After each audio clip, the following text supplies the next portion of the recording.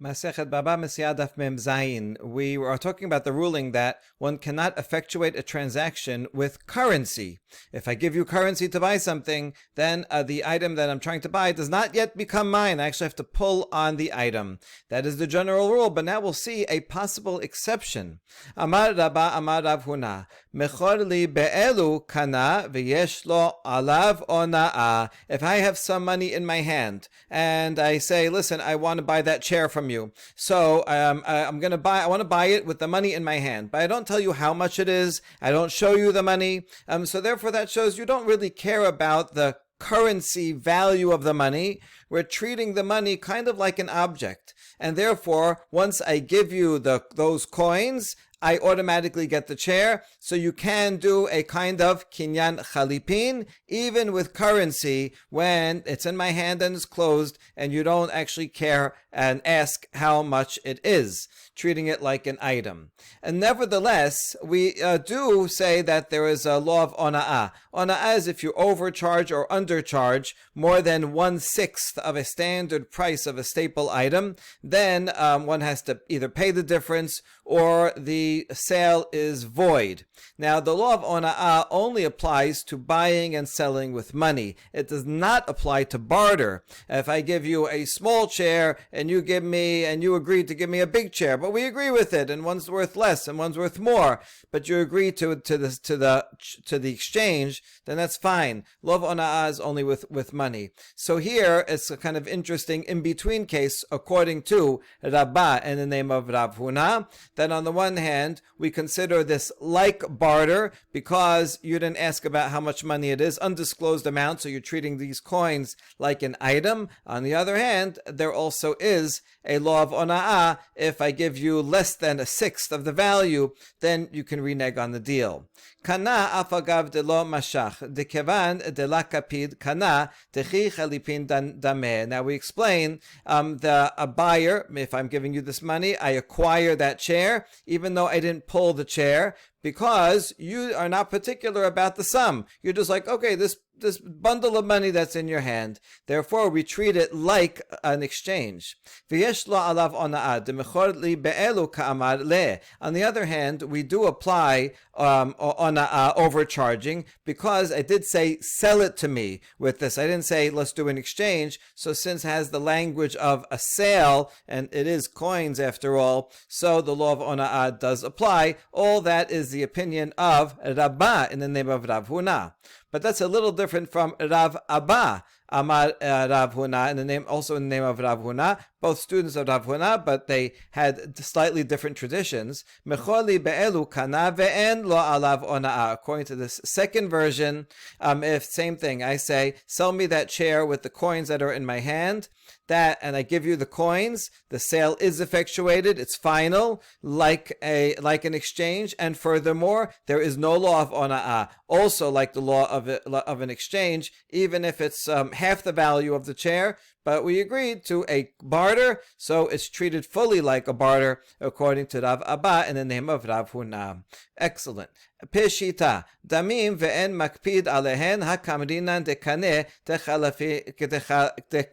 chalifin damu chalifinu makpid alehem mai. So now we just established that according to Rav Huna, if we have currency, but the seller doesn't care about the amount of the currency, I don't say, sell me that for $50 that I have in my hand, for $50 I have wherever. I'm not saying that. I'm saying I'm treating these coins as an item. So if it's currency, but you don't care about the amount of the currency, then we say it's a valid transaction, like an exchange. So that we established. But what about the other way around? What if it's chalipin, where I'm exchanging one item for another item, but you do care about the money? When you say, I say, give me that chair, and you say, well, you want my table. So I say, how much is the table? How much is the chair worth? Once we translate the value of an item into a monetary amount, well then, does that remain like still an item and you can do chalipin? Or now, is it treated like money because you gave an exact monetary value for it? So we're going to see the answer from the following statement. Amar Rav Ada bar Ahava tashema hare shahia tofes parato ve'omed uba chavero ve'amar lo paratecha lama לחמור אני צריך, יש לי חמור שאני נותן לך, פרתך בחמה, בכך וכך, חמורך בחמה, בכך וכך. משך בעל החמור את הפרה, ולא הספיק בעל הפרה למשוך את החמור עד שמת החמור, לא קנה בעל החמור את הפרה. Look at this braita. If an owner of a cow is standing with his cow in the middle of the street, and so someone else, his friend, comes and says, "What are you doing with this cow over here?" Right? You want to make your usually you keep your cow out in the field for pasture. If you're bringing it into a public place, it means that you want to do some kind of transaction with it. So he says, "Oh, I need a donkey, so I want to sell my cow so I can buy a donkey." And now this friend says, "Oh, happens to be I have a donkey, and I will give it to you. So let's make a deal. How much is your cow worth?" And he says, $1,000.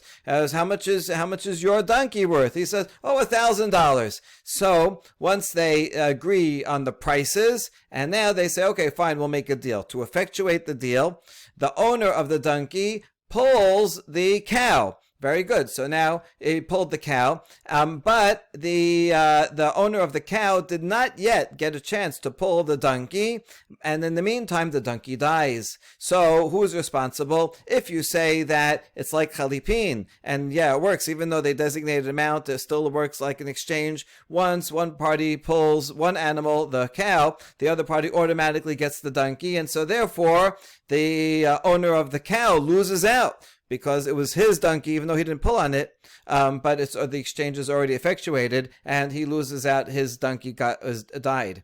However, we do not say that. Instead, we say, Lo kana bal hachamor et hapara, the owner of the donkey does not acquire the cow just by pulling on the cow, and the transaction is not effectuated. When the donkey dies, it's in the hands, still in the ownership of the donkey, so he loses out, and the owner of the cow can take his cow back and say, oh, okay, deal is off. What do we see from this? What's the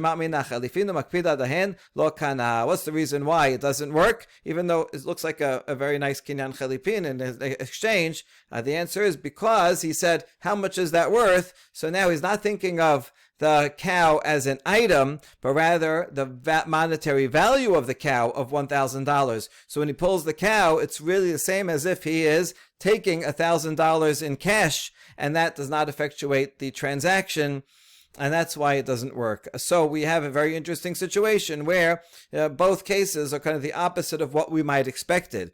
If I have cash, but I'm not counting it, and you didn't ask, and we don't care how much the cash is worth, it's just cash in my hand, and I'm giving it to you, we treat that like an item, and it effectuates a transaction. On the other hand, you can have an item like a cow, but if you're not treating it like a cow, but you ask how much is that worth, then it's treated like currency, and it does not effectuate a transaction. Okay, very interesting, kind of high-level conceptualization of these cases.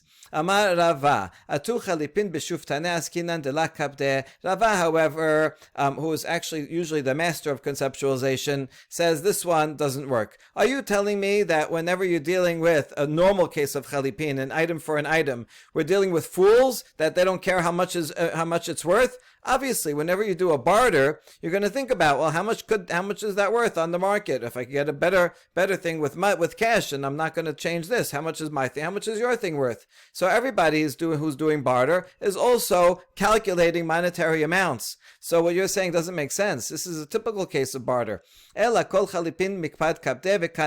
Rather, all cases of barter, the person does care about the monetary value, and yet it works. If you're using an item, then that's kinyan chalipin. And once one person pulls on an item, the other thing also gets automatically transferred. And this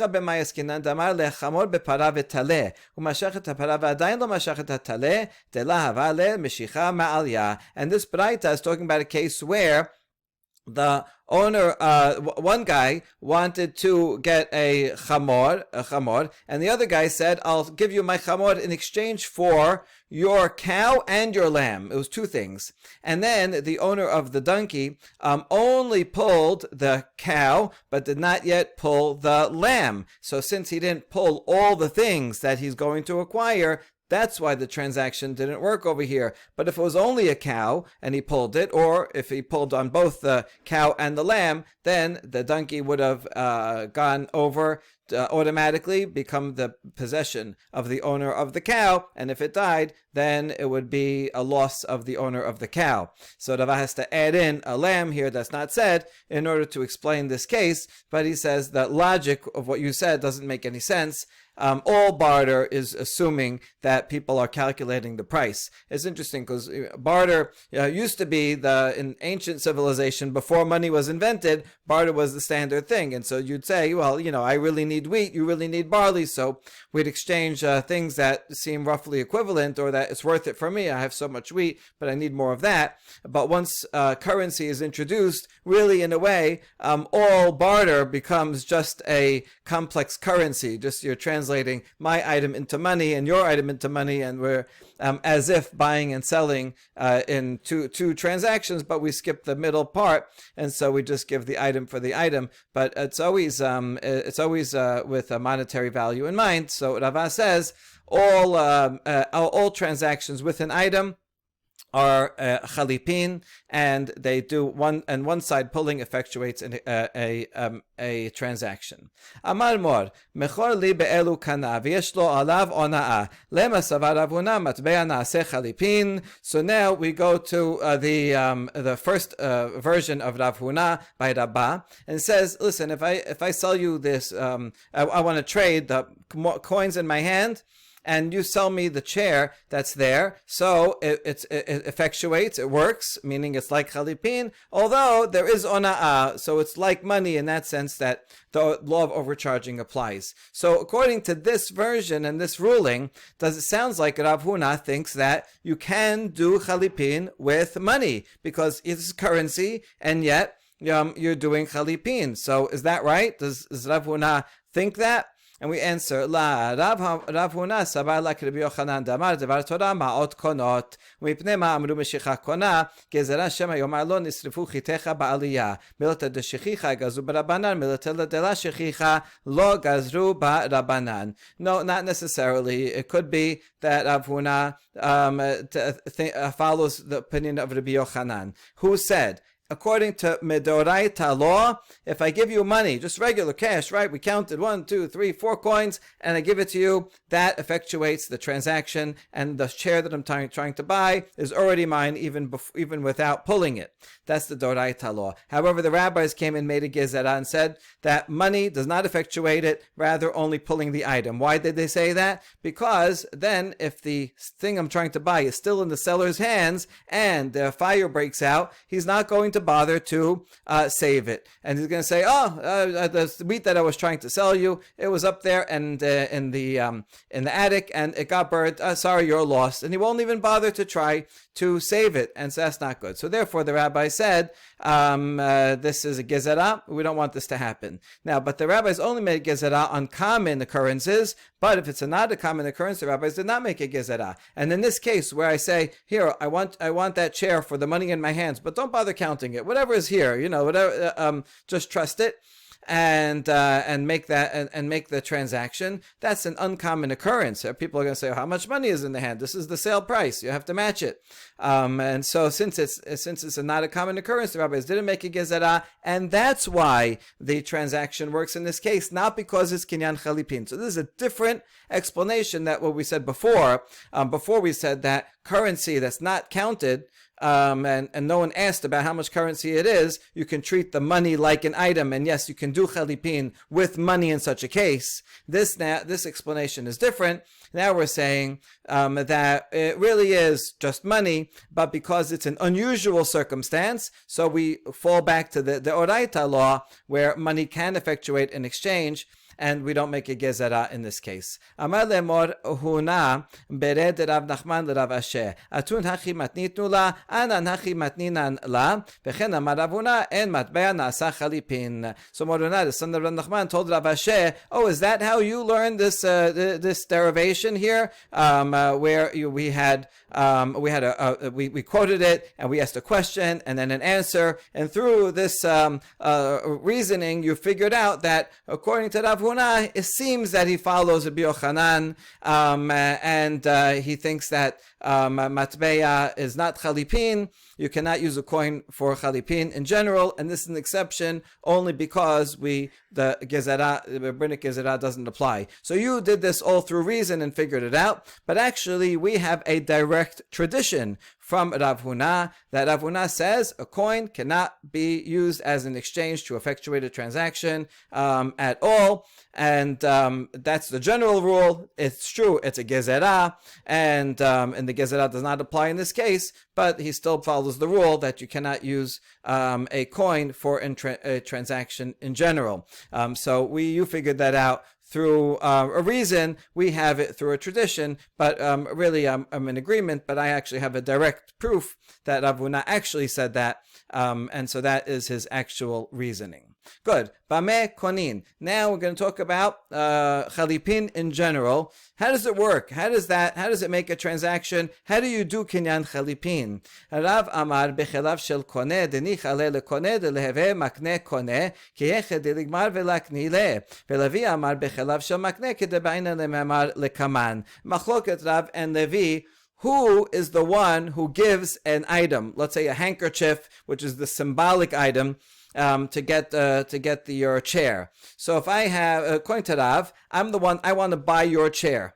So I'll take my handkerchief and I'll give it to you. And because the one acquiring the item, me, I'm trying to acquire your chair, it's in my interest to make the transfer of this item to you, so that you will agree to give me the chair. In other words, it makes sense for the acquirer, the buyer. It's not really a buyer because it's not money. Well, we can the one acquiring. It makes sense for him to initiate because he wants that chair, and so it'll be good for me if you agree to give me the chair. So it makes sense that I should give you the handkerchief, and by you accepting it, then you agree to transfer the chair. So Rav says that, and that makes sense. That's the standard opinion. However, Levi says no.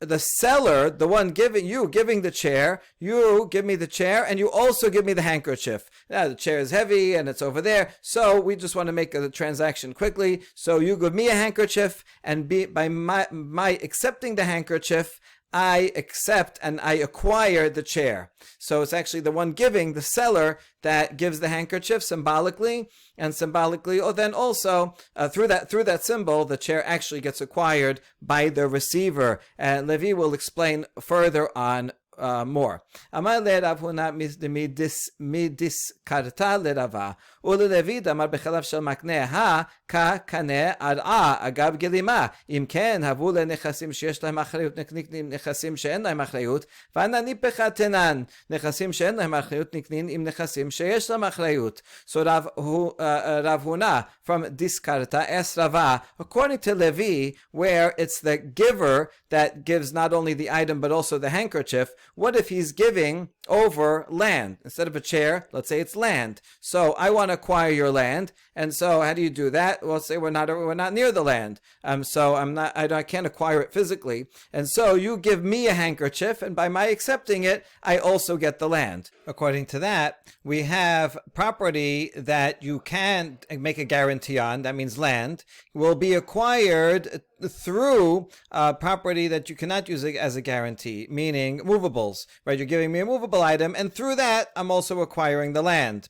But we have a Mishnah in Masechet Kiddushin that says that only works the opposite way. A movable thing can be acquired together with land. If you sell me land, then you can add in, listen, while you're acquiring the land, also this furniture and this car and this other thing, I'm also acquiring. That we know works, but the other way around, Mishnah does not say that. So it sounds like that should not work. So what does Levi mean that you can use chalipin, that the giver is the one that gives the handkerchief, and through that you're going to acquire land through a movable item? And Rava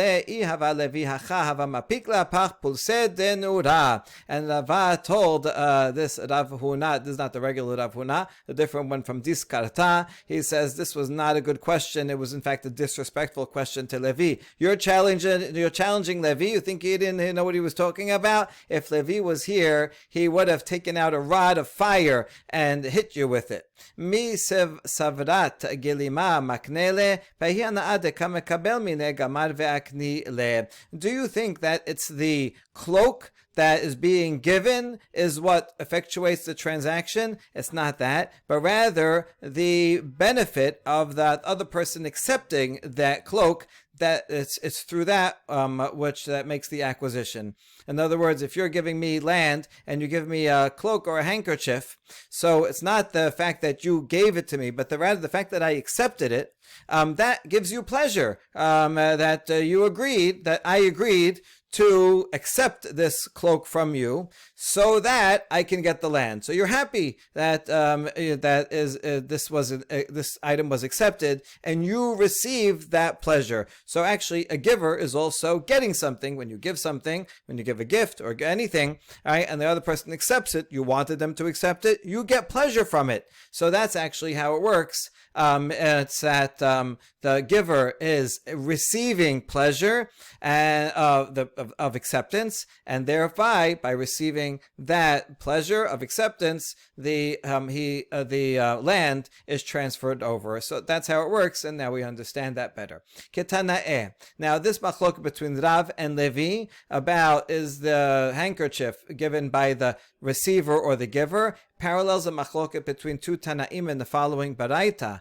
V'zot lefanim b'Yisrael ala geula v'latimura lakem kol davar shalaf ish na'alo v'natan l're'ehu. Important pasuk in Megillat Ruth that teaches us what the practice for making transactions was in ancient Israel regarding redemption and substitution. How do you do these things? A person takes off his shoe and gives it to someone else. So let's analyze how this works. We know this as chalitza, but besides the chalitza, which releases the woman to marry other people, in this case there was also a field that belonged to Elimelech, who died, and now Naomi has this field, and whoever marries her will also acquire the field, and Boaz is the one that acquires the field, but he has to get the right to do so from the Peloni Almoni, that other person who is a closer relative, and he has the first right to get the field, and Boaz is acquiring that right. And he's acquiring that right through someone giving to someone else a shoe. We'll have to figure out who is giving it to whom. So, Geula zo mechira, v'chen omer lo yigael. The word Geula in this pasuk is referring to a sale. Timura zo chalipin. Timura means an exchange. V'chen hu omer lo yachalifenu v'lo yamir oto. As the pasuk says, don't do an exchange, and it uses the word yamir in parallel to doing exchange. So since we know that timura means making an exchange, geula, redeeming something, means I am giving you money and I'm going to get the item in return. So that refers to a sale. So this type of transaction can work with an exchange or a sale. Lekayem kol davar shalaf ish na'alo v'natan le're'ehu. Mi natan le'mi. So who gave whom the shoe? Boaz natan lagoel. Rabbi Yehuda omer goel natan le'boaz. The Tanna Kama here says that Boaz, who's the one trying to receive the land, he takes off his shoe and gives it to Peloni Almoni. And so that Boaz, who is the receiver, is the one giving the shoe. So that fits with the opinion of Rav, that is kelav shel koneh. It's the item of the one receiving. Whereas Rabbi Yehuda says, no, that Goel, that other relative, Peloni Almoni, the one who had first right to redeem, he's the one that takes off his shoe and gives it to Boaz, and by Boaz receiving it, the Peloni Almoni has pleasure that, oh, you received my shoe, and now from that reception of pleasure, he gives over the right to acquire the land. And so it's actually the kelav shel makneh, it's the item, the handkerchief or shoe of the giver. And so you see the machloket between Tanna Kama and Rabbi Yehuda parallels the machloket between Rav and Shemuel. Tanna, konin bechliv, af Braita teaches that when you're doing chalipin, you can do it even with an item that's worth less than the peruta. If I want to acquire this whole field or your animal or anything, and I have all of it as a paper clip that's worth even less than a peruta, that's okay. I give you the paper clip and I get your thing in return, because it's not a monetary. I'm not paying you for it. It's a symbolic exchange, and so any item is fine, which is really interesting. I can give you 1,000 gold coins, and that would not work. Because that's currency, or silver coins, that wouldn't work because that's currency. But a paperclip, because it's an item, that would be fine. Amar Rav Nachman, lo shanu ela bichli aval bepere la. Rav Nachman says, yes, I agree, but it has to be a vessel, but not fruit. It has to be an item like clothing or utensil, some kind of thing that's a vessel, not fruit. Rav Sheshat Amar afilu beperot. Rav Sheshat says you can use anything, any movable item, including fruit.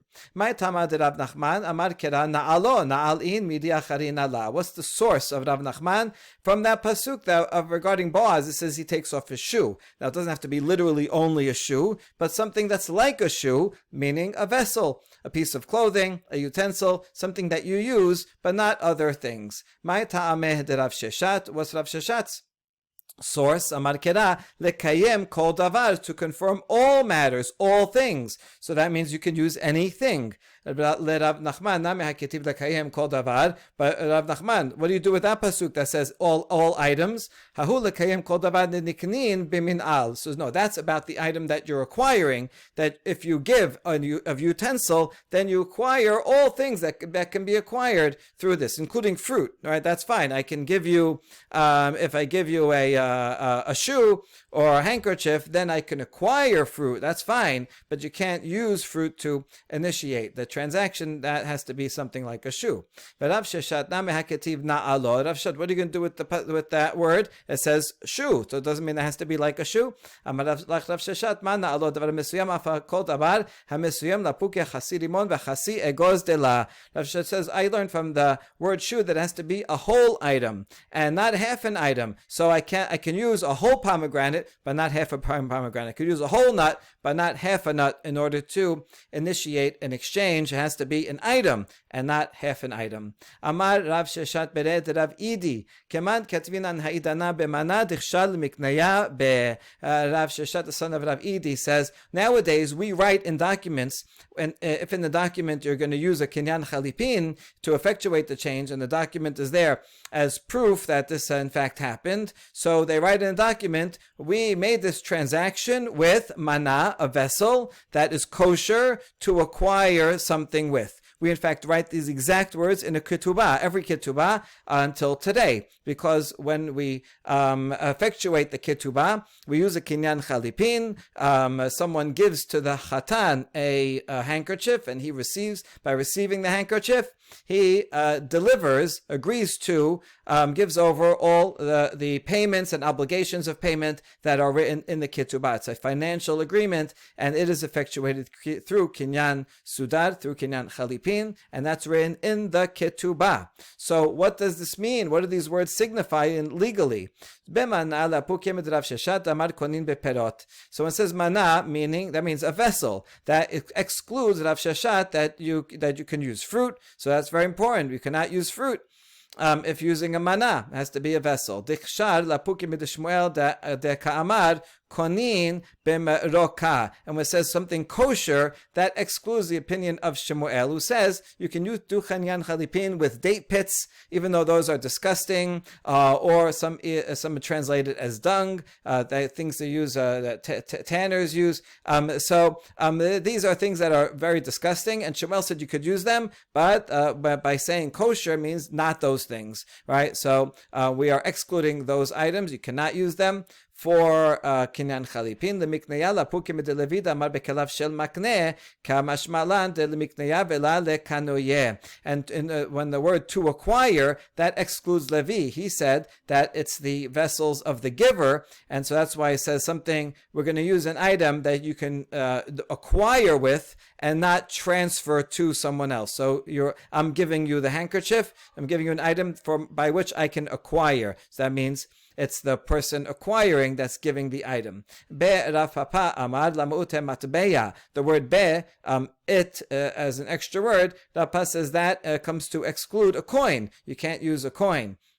Rav Zavid and other, some say Rav Asher says the word be comes to exclude something that is prohibited from getting benefit from, meaning like chametz on Pesach. I can't do, if I have some chametz on Pesach, I cannot give you that as a part of a chalipin. That will not work. Okay, that's interesting that we're analyzing the word be as if it's pasuk and this is an extra word. But I think the idea is that because this is legal language you can make a derasha on. It's a language in a ketubah or a shtar, and so the rules of derashot, of being very exact, and every word and letter and extra word is a function of this being a legal text. And so that's what the word be comes to include. Ika de amre, or another version of this last part, be amara papa lemuta matbea dichshad amar Rav Zavid v'itam Rav Asher lemuta isurei hana'a aval morika la isterich. Some say that the word be, as Rav Papa says, is to exclude a coin. That's the same as what we had before. And the word dichshad, Rav Zavid and some say Rav Asher, that excludes something prohibited b'hana'ah. So they're not disagreeing about what to do with the word be. In the first version, the word be is two different explanations of it, but here be is only one explanation of it, and the word dichshad, that's what comes to exclude chametz on Pesach and things like that. But morika la isterich, but the date pits that we use the word here dichshad to exclude date pits, in this version we're not excluding those things. Instead, we're using the word dichshad for excluding isurei hana'ah. Asimon kone et hamatbea v'chule. Now back to the Mishnah, in which we learned that asimon, meaning a token, an unminted coin, you can use to acquire a regular coin currency. In other words, if you give me this asimon, then that's like an item. It's like a commodity. And so once you give that to me, then you acquire the coin. Whereas the other way around, if you give me coins, then you do not acquire the asimon, because coins are a currency and asimon is a commodity. We ask, "Mai asimon amara ma'ot anitanot besiman lebet hamelchas." So what is an asimon? We're going to see two opinions. Rav says it's a token to go into the bathhouse, and then you'd pay later. Kind of like it's not a regular coin, but kind of like chips that a casino will use, or a token that some institution would use. Like they make their own kind of token. It's not a regular coin, but in the bathhouses they would use these tokens instead of money. So that's what it's talking about. So it is used and accepted, but only in that one place. So therefore it's not regular currency, but it might have something else on it. Metive en mechaladin maaser sheni al asimon velo amaot anitanot besiman lebet hamelchas miklad asimon lav maot anitanot besiman lebet hamelchas. So challenge to Rav's opinion from a baraita. It says if I have maaser sheni produce and it's too far to carry it all the way to Jerusalem, so I can redeem it to a coin, but it has to be a regular minted coin. I cannot redeem maaser sheni produce with an asimon, and also not with those tokens that are used in the bathhouse. So we see that an asimon is not the same as a token that's used in a bathhouse, because it lists them separately. Challenge to Rav. And maybe you'll interpret the Braita as saying asimon, and what is an asimon? And the rest of it is a commentary on what asimon is, and so therefore it's in fact not two different things, but all one thing, and so that would be a proof for Rav if we read it as a commentary.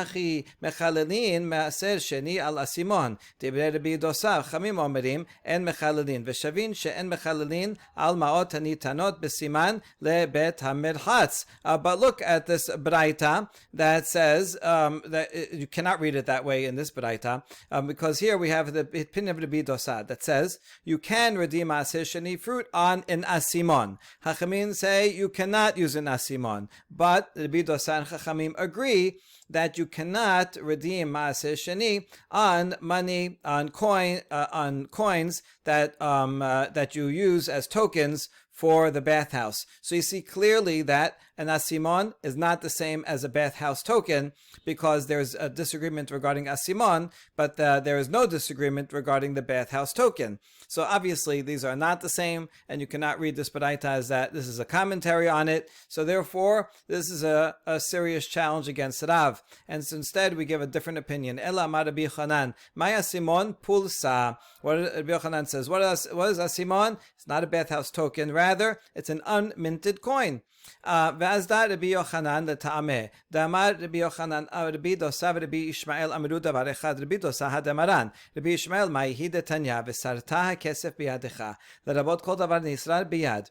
Dibre Rabbi Ishmael. Rabbi Akiva omer l'rabot kol davar sheyesh alav surah. Rabbi Yochanan, in this explanation of asimon, is consistent with what he says elsewhere, because he said that Rabbi Dosa and Rabbi Shimon agree on a halacha. What is the halacha? Rabbi Dosa is what we just quoted here before.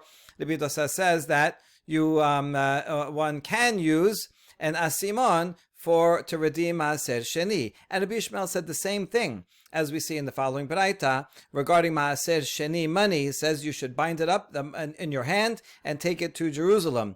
So what are you taking? That means anything that can be bound up, and that would include any kind of coin, even if it's not minted. That's okay, as long as it has monetary value. You can use it for maaser sheni redemption. Whereas Rabbi Akiva says, no, that comes to include anything that has an imprint on it. It has to have some kind of imprint in order for it to be usable, but an unminted coin cannot.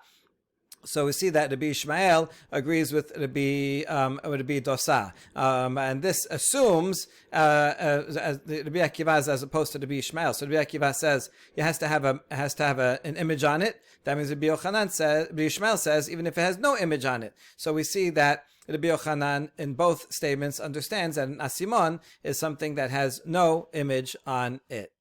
We now quote the next part of the Mishnah that says, Zeh klal, the general rule is that any movable items can acquire each other, and says, for example, if someone kesad mashachem enu perot velo natan ma'ot eno yachol lachazor bo. If someone pulls on fruit but did not give the money, he cannot change his mind, and because that's it. He made a mishicha on the commodity. On the other hand, if the other way around, if someone pulled on the money but not on the fruit, not on the commodity, then they can change their mind. All right, now we're going to explain this basic law. Amar Rabbi Yochanan devar Torah ma'ot konot mipnei ma amru mishicha kona gezerah shema yomar lo nisrefu chitecha ba'aliyah. We saw this already quoted a couple of times, but here is the main place that Rabbi Yochanan explains that according to the Torah law, by giving money, one acquires the item. However, the rabbis came and nullified that and said, no, money doesn't do anything. Only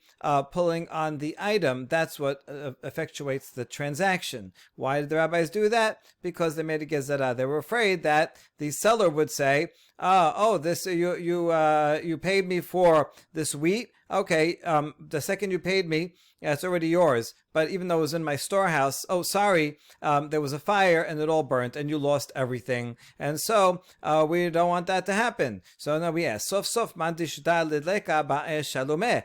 So why does it matter? Whoever lit the fire will have to pay. So it's fine. All right, I'm the buyer. I gave you money for your wheat, and then someone came and lit it on fire. And if you say keep the Torah law that transaction is effectuated and that wheat is mine, and now I lost out on my wheat, so that's no problem. We'll go doing some investigation. We'll find out who lit the fire, and they'll have to pay me, so I'll get my money back. So what do we need the gezerah for? Ela gezerah shematipod leka be'ones im mokmat lehu b'rishutem asal nafshe tarach u'masir v'ila la masir nafshe tarach u'masir. We're talking about a case where the fire happens by itself. No one was responsible, just unfortunate circumstances beyond anyone's control. So there's no one that's going to pay for it. Now, if you say that once I pay money, that's it, it's mine, then the seller, and it's still in his property, when he notices it's on fire, he's not going to bother to exert himself to rescue it. But if not, if it's still his, then he's going to hurry up. He's going to go and get stuff, put out the fire, and he will save it. So it just makes it a lot more practical because it's in the seller's property. So if I have my stuff on the seller's property, then he's not going to safeguard it, and then I'm going to lose out. Whereas if he's responsible, then nobody will lose out because he'll put the fire out. And so therefore it's going to lead to a lot more peace and prosperity by making this gezerah. Resh Lakish amar meshicha meforeshet min haTorah. Mai ta'amad Resh Lakish amar kira v'chi timkiru mimkal amitecha o kano miyad amitecha davar hanikne miyad liyad. Resh Lakish disagrees with Rabbi Yochanan, and he says from a Torah law, one has to pull on the item, on the commodity, and paying is not enough. There's not a dirabanan gezerah, it's a deoraita law. What is the source of Resh Lakish? From this pasuk. If you sell something to your friend or buy something from your friend, then says the word miyad. So that means that how do you acquire something? Miyad has to pull it from one hand to the other. You have to pull the item that you want to buy. That's the only way to effectuate it, and just giving money does not effectuate anything. Rabbi Yochanan amar miyad lemautek de karka delet ba onaa. Rabbi Yochanan says no, the word miyad does not come to say that you have to do meshicha. Rather, it comes to exclude land from the law of overcharging. Overcharging by a sixth for a staple thing, an item, a movable item, then the sale is null and void, or you have to repay the difference in the amount. So Rabbi Yochanan says miyad, that comes to teach that it only applies to movable items, not to land. Now this is very strange because the context of these pesukim in Vayikra is in fact talking about land. When you buy or sell land, you have to count the number of years until the Yovel, when the land is going to go back. And if you don't count that, if there's 1 year left till Yovel, and you charge me the full sale price, then that's overcharging. That's ona'ah. So the whole law is talking about land. How can you say it doesn't apply to land? So the commentaries explain that Rabbi Yochanan just excludes a detail of the law of ona'ah. The ona'ah is prohibited in land also, but the way that you fix it and pay back the amount, that applies only to movable items and not to land. Okay, anyway, Rabbi Yochanan has something else to do with the word miyad. Veresh Lakish, im ken lichtov kerakiv timkiru mimkal miyad amitecha, al tonu o kano lamalish mamina limshicha. Resh Lakish, what about that? What's your response? He says, if the word miyad was saying to exclude land from the law of ona'ah, then the pasuk should have said, if you sell land from your friend, do not overcharge. The word o kano are extra words. So you see, the word o kano is when you are acquiring something, and that's right now o kano miyad, and the word kano and miyad from hand right next to each other.